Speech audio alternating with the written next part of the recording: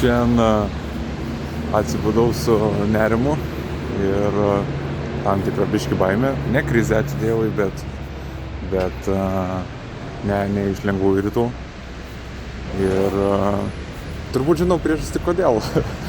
Šiuo metu einu į dvi terapijas, į individualią psichodinaminę terapiją ir grupinę dialektinės elgesio terapiją.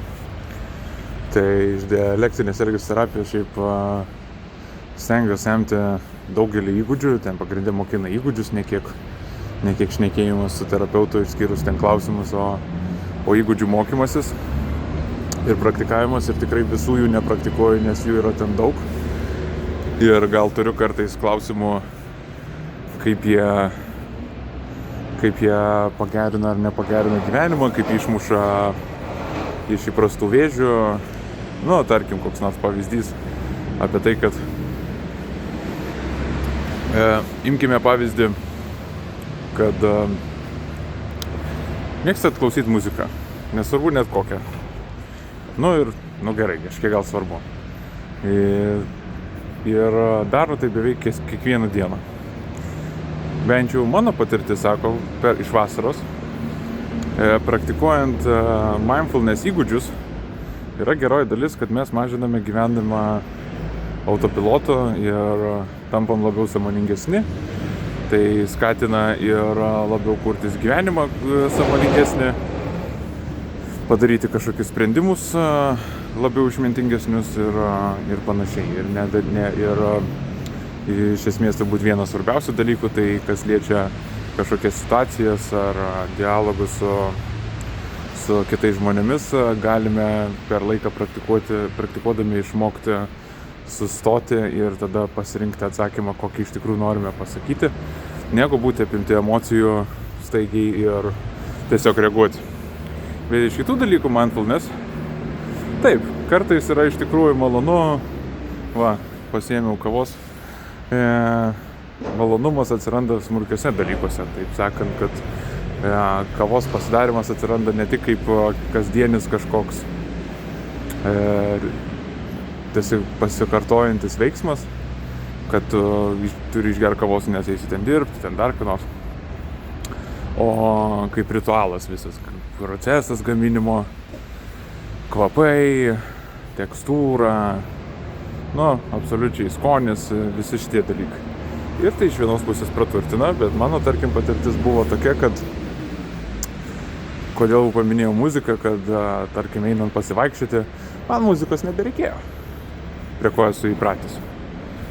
Aplamai, tai gali po to labai stipriai persijungti į super dvasinius dalykus, kur iš vienos pusės aš kaip ir už, kad žmonės galėtų ir aš pats galėčiau pakelti kažkokią dozę tylos ir nebandyti jos iš karto užpildyti kažkokiais tai nukreipdėmėsi kažkokiais dalykais, nunambinti savo jausmus ir panašiai, o galėti pabūti. Bet tai gali labai po to stipriai pereiti, kad tu vis laik norėsi būti tyloj. Ir mano galva tai kažkuria prasme atima malonumą muzikos ir kitų dalykų. Tai čia toks įsijungia iš poreikio klausyti muziką turbūt į nebereikėjimą, nebeturėjimą to poreikio, nes viskas yra puikiai kaip yra ir dabar. Tai čia tokie gan dvasiniai dalykai, kad eini turbūt per tuo metu tą dieną, kad ir kur eini, ir viskas yra tobula as it is. Nieko nereikia keisti. Which is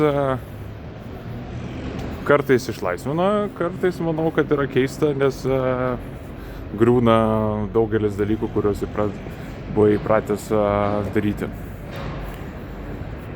Kitas dalykas, kurį praleidau nagrinėjant ir šį rytą ir dabar atėjęs prie Mažvydo bibliotekos, turbūt dar gal kažkiek panagrinėsiu, tai dalykai, kurie iššaukia šiandien nesaugumo jausmą ir kažkokias baimės, nerimą. Tai vakar individualioj terapijoje manęs paklausė apie romantinius santykius.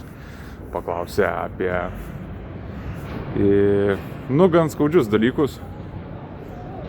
Tai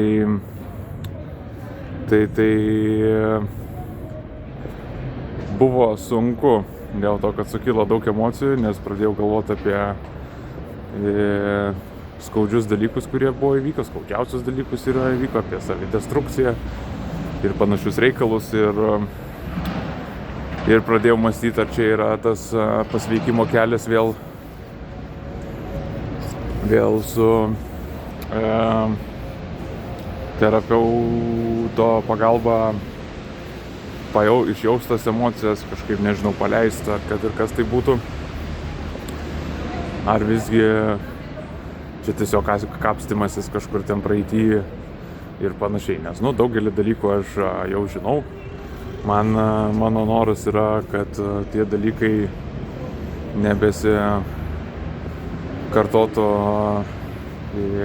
dabartyje ir nebeiššauktų tokių aštrių reakcijų, kokias iššaukė. Nes šiaip šiemet suvokiau, kad tikrai nebūtina turėti antrą pusę, kad nebūtina ieškoti ten kažkokio to special žmogaus.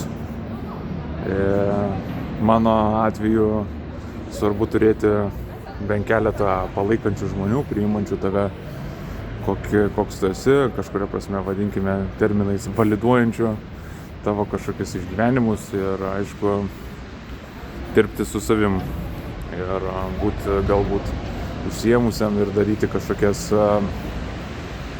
prasmingas veiklas, nebarnint savęs ir panašiai. Tai nesu, kad ten aktyviai ieškočiau kažkokių ten santykių, bet sakykime, pagal vieno tokio veikėjo Peterio Krono citatą, kad relationships are catalyst to show you where you're not free. Tai stengiuosi vadovautis ir, taip sakant, kad jeigu pradedi bendrauti su žmonėm ir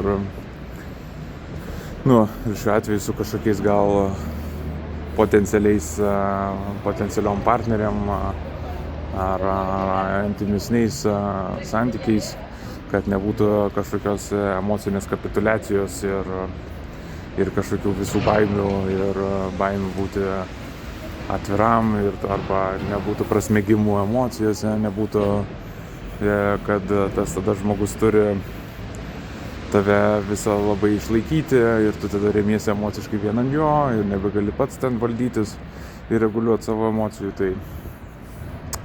Tai dėl to šitie dalykai mane domina ir šiandien narplioju apie tai, ar psichodinaminė terapija iš vis gali to padėti.